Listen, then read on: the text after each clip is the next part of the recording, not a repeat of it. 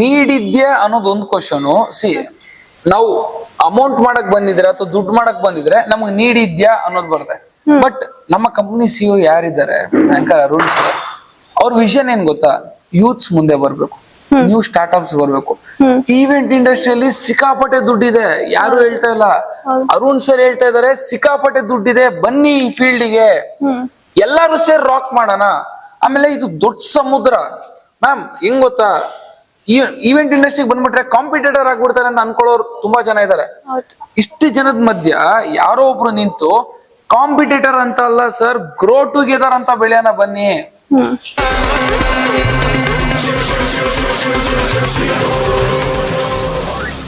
Search ಮಾಡಿದಾಗ first ಬಂದಿದೆ V.9 Events India Institute ಅಂತ. So V.9 Events India Institute ಒಂದು ಒಳ್ಳೆ ಪ್ಲಾಟ್ಫಾರ್ಮ್ ಅಂತಾನೆ ಹೇಳ್ಬೋದು, ನಿಮ್ಮ ಒಂದು ಗೋಲ್ ನ ಅಚೀವ್ ಮಾಡ್ಬೇಕು ಅಂತ ಹೇಳಿ. ಸೊ ನಿಮಗೆ ಇಂಟ್ರೆಸ್ಟ್ ಇತ್ತು ಅಂದ್ರೆ V.9 Events ಗೆ ಜಾಯಿನ್ ಆಗಿ ಅಡ್ಮಿಷನ್ ಆಗಿ ಬೇಗ